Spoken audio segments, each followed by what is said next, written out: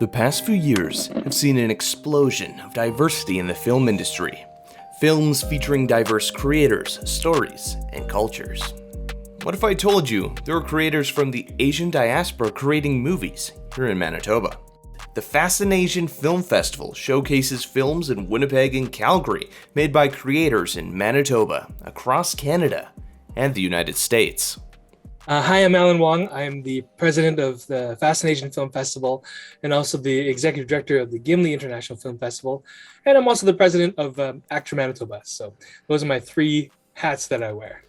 Cool. So 2 film festivals. So you must be very passionate about films then. Yeah, well, I mean, I've worked in film for probably about almost 20 years, I would say. And no, actually, yeah, about 20 years. And started off as an actor, and obviously loved movies growing up. And yeah, so it's always been a goal of mine to work in the industry, and so here I am. Another quick question, just what is your favorite film of all time? Oh man, that's a good question. Well, I always have new favorites, right? Because as new stories come out, and I'm always a fan of things that make you think and feel, stories that inspire you, that are also like touch you in certain ways, like that are poignant or something like that, but also entertaining, right? So I'm a huge fan of like all the superhero movies that are coming out now because I grew up on comic books, and so that's a huge deal for me, to see all of my childhood come to life, basically, right? But I actually just watched Everything Everywhere All at Once. Okay. And it's fantastic. I'd say it's definitely my favorite movie that I've seen this year so far. And I've seen a lot of good movies this year. So that's like the multi-dimensional movie, right? Yeah. What is it? A24? By Daniels, and stars Michelle Yeoh and Ki Kwan, who I didn't realize this until I saw the film, but he's the actor from Indiana Jones and the Temple of Doom that played Short Round. No way. Yeah, no way. Small world. So everybody's like, you're always wondering, whatever happened to that kid, right? And now we know. Yeah, I'm really a fan of these kind of like gritty art films that have kind of been coming out. They're just a lot of fun, very different. But yes, Marvel movies are also a really good experience. Currently going through Moon Knight when the episodes come out. Yeah. Well, that's the spectrum, right? But you have like independent stories that are, or independent movies that are, a little bit edgier, a little more off the wall, and then you have the very commercial, like studio-backed films that are just like, meant to be like crowd pleasers, right? You don't maybe get as much like experimentation or different perspectives with those movies, but they are entertaining, and they are meant to sort of like inspire, and but then on the flip side, stuff like Everything Everywhere All at Once is actually produced by excuse me, the two brothers the Russos, who did a lot of the Avengers movies. So it's executive produced by the Russos, and you can definitely tell it's got a bit of that superhero-esque type of mentality behind it. But it's just a unique way of telling the story of the multiverses and. Anyways, we can go on all day about that. I can go on all day, exactly. And I've been thinking about this movie for the past couple of days because I just saw it on Sunday, and so like it's been firmly entrenched in my mind for the past couple of days, and so like that's a sign of a good movie, right? When it stays with you afterwards and you like can't stop thinking about it. And that kind of feeds into the FascinAsian Asian Film Festival, like celebrating Asian films. So what can you tell me about this festival? Yeah, so this is not necessarily celebrating films in the Asian cinematic landscape, because there are lots of those. Like China's got a huge movie market now, India's got a huge movie market, Korea's got a huge movie market, but this is actually more focusing on the the talents and contributions and work of Asians in Canada and in the United States, because a lot of their stories are very there's a lot of correlations. So it's more about the diaspora, right? So like Asians living outside of Asia, obviously, and growing up as an Asian guy in Canada, I've experienced a lot of sort of things that are very cultural things that are unique to my experience, right? And that can be said with anybody, who is, I guess, really, you can say that about any minority culture in Canada or the United States. They've always got one foot in one culture and the other foot in the mainstream culture here. And so we really want to, just showcase and celebrate the work of our local industry, because there's a lot of Asian filmmakers here, actually. As you know, Winnipeg has a huge Filipino population, and so there's quite a lot of Filipino films, Filipino-centered stories, and that's fantastic. And we can all relate, and it's part of Asian Heritage Month as well, right? Because May is Asian Heritage Month, and so we're just wanting to celebrate Asian stories. There was a call for submissions earlier this year. How was engagement for that? Pretty decent. We got a good batch of submissions, and unfortunately, you can't. We wish we could play them all, but we can't, right? So unfortunately, we had to select. We have a total of 18 short films that we selected out of the short films that were submitted, and then we also programmed 4 feature-length films, and those are from Canada and the US, so 2 of each. And so really we're cool. excited to show them, and we've launched the website with all the lists, all the films, and so you can check out the program anytime. What sort of variety are we looking at in terms of just the stories, or the mediums, or the types of, I guess, devices that people are using to record this? Because like you could have people that's recording on like a DSLR or just a handy cam, or like on their phone, and it can tell very different stories depending on the sort of device that you're using. For the short films, definitely there's a variety of different kind of looks. So there's so much more variety in the short films. Some of them are animated, some of them are almost like little documentaries that are like shot with, it seems like a camcorder or like a phone or phone camera or something like that. And then some of them are like super professional, and they look like they could be feature films, right? So it runs the gamut of I don't know, styles and visual appeal.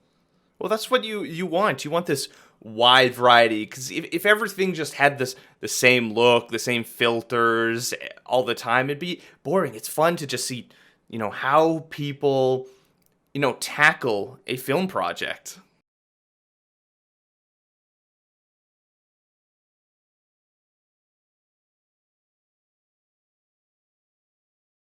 Is the event going to be in person this year, or is it going to be online? We are doing an in-person event this year. It's going to be mostly held at Cinematheque downtown. And we're doing actually a concurrent festival in Calgary as well, and that festival will be held at their new Central Public Library, which is a beautiful space. And so they've got us beat when it comes to capacity. Their theater holds 300, whereas ours only holds 85. But we are also offering our films online as well. So you will be able to check out, if you can't come to the theater or you don't feel comfortable yet being in the theater or around a lot of people, then you're more than welcome to. People can just check it out online and watch the movies at home. That must be pretty exciting to be able to hold an in-person event again. Been slowly getting out there. Gimli did something for National Canadian Film Day last week, and so we had an event there. We also sponsored the premiere of Islands, which is playing at Cinematheque right now. Speaking of Filipino movies, that's a fantastic one. If you haven't seen it, I highly recommend it. It's still playing at Cinematheque right now. It's playing multiple shows, and we had one of the actresses, like the main lead actress that plays opposite the main lead guy. We had her come down for a live Q&A session with the director, and the director zoomed in from New York. And so it was really cool to get that that hybrid virtual and in-person engagement. And it really, like, the technology now is great that it really, you can do it without really any lag at all. Like, there's no problems at all, like with him zooming in and us being able to have a conversation with him and then her at the same time in the theater. So that's something that we're planning on doing actually for both Winnipeg and Calgary, is so that any Q&A that we do, the filmmakers, whether they be in LA or Toronto or Vancouver, they can zoom in, and both theaters in Winnipeg and Calgary will be able to participate in those Q&As. What were some like other challenges that setting up this festival had during the pandemic? Oh, that's a good question. I mean, like, we actually planned on doing this first in 2020, and obviously had to cancel because it was this like March, shut everything down, April shut everything down, and we're like, okay, I guess we're not doing this because we don't know when it's going to be over, right? And then last year, we ended up getting a grant that would help to solidify the festival and really like help us get it going. And so we were able to do a virtual festival last year with on a virtual platform with the help of Cinematheque. Actually, we kind of piggybacked off of their virtual platform, and then we set up so that we would stream basically all of our Q&As and live events. We would just stream them to our social media channels, so Facebook and YouTube, and it really worked out pretty well. I think a lot of people who wanted to check things out, they could.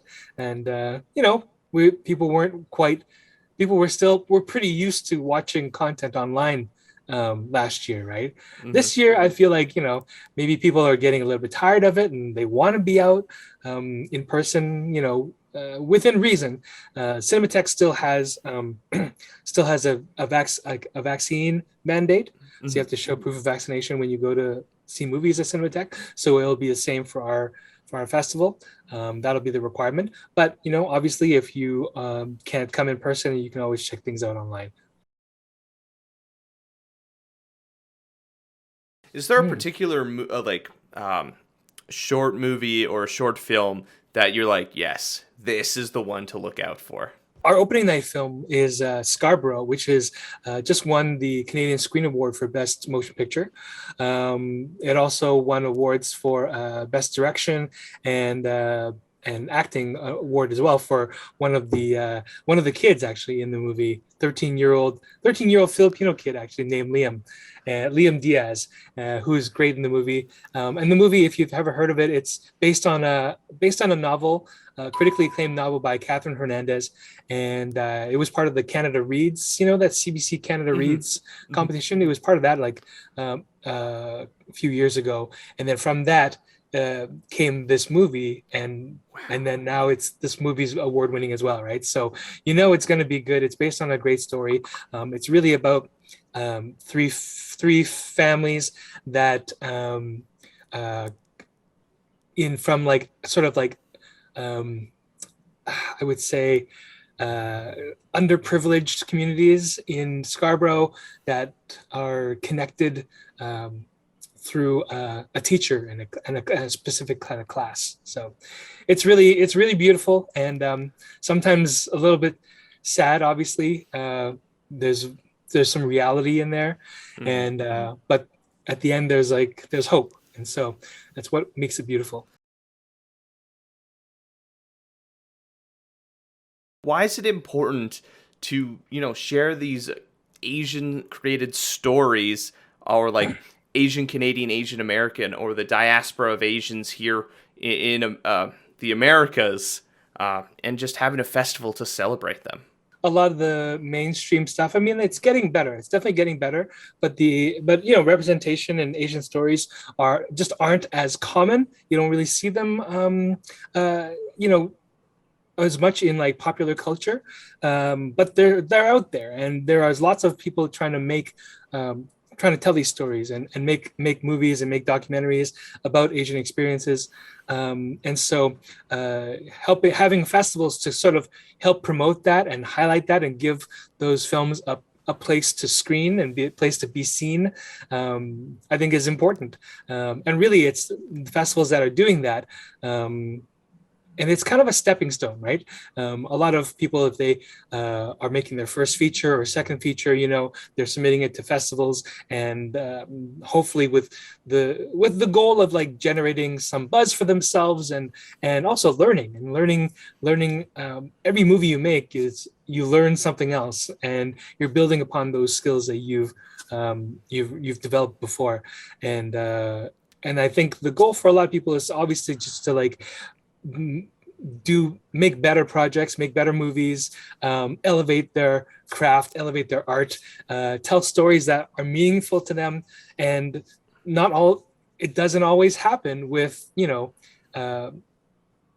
doesn't always happen in a way that makes a lot of money, right? It's not commercially successful. It doesn't get picked up by a big studio or distributor and make a lot of money, but they're still worth telling because of the system that we have set up, but then again, we have movies like Everything Everywhere All at Once, where it is a pretty, they did have a healthy budget, right? And they were able to do some pretty amazing things, even with the budget that they had, because even though it may not have been like a Marvel movie for sure, it definitely wasn't that high of a budget, but they were able to do some pretty amazing things with clever editing and just like clever special effects work. When you see the movie, you'll know what I mean. So it's quite the feat. There's so much we can learn, like from different cultures' storytelling. A big criticism I have of a lot of Western films right now in terms of like action is the amount of cutting that they do sometimes, where it's like scene, whereas at least in like China with some of their like kung fu movies, or like movies that Jackie Chan did back in the day, just staying on the shot, following with the movement. And I think there's a lot to be learned from different cinematography approaches, different videography, and just storytelling. Yeah, for sure. Yeah, and you're right. You're completely right. There's lots to be learned from watching stories of different people. Like I always love a variety. I never watch the same movies over and over again, right? Like who does that? That would be ridiculous, because you get bored so quickly. Partially it's also to expose people to that. Like if you don't go to a festival, where else are you going to watch these types of films, right? Like they don't show them on Netflix, or they don't show them on television, or sometimes in the theater. If you go, you don't really see too many of these. Yeah, it's not trending on social media. Right. So, our job is to sort of like try to find. Our job as programmers and as curators of festivals is to try to sort through films and find those that are, deserving of more praise and more exposure than they're getting.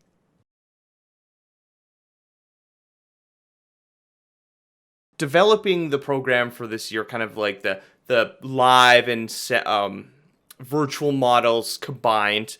Are there things that you learned that you're going to be applying, to the festival moving forward? Definitely been a bit of a learning curve when it comes to doing both, a multi-city festival as well, right? So it's been a lot of work to get everything organized. When it comes to like learning about things, I think that we're learning now in the process of organizing all this, sort of like what the tools are, right? What the tools are, and how to be efficient with our work, and how best to put everything together and make it accessible to the public. So I don't know if I would say I have anything major that I would change for the future. I would just be very realistic with the expectations of our work and our resources. It takes a lot of hours and people to put something like this together. And so I'm super grateful. We've got a fantastic group of volunteer organizers. We're all volunteers, putting this on, and so devoting a lot of time and effort to it. There's some people who obviously like contractors that kind of are paid for specific things, but most of the organizers themselves are volunteers. And so, yeah, it's just about making that work, and then making it so that people aren't overwhelmed, because people are always also juggling other jobs and families and other life obligations. And so that's all part of it, right? From an organizer perspective. Enjoying the content from You Multicultural? Subscribe so you can stay up to date with everything that we're doing. I'm Ryan Funk. This was You Talk, and have yourself a good one.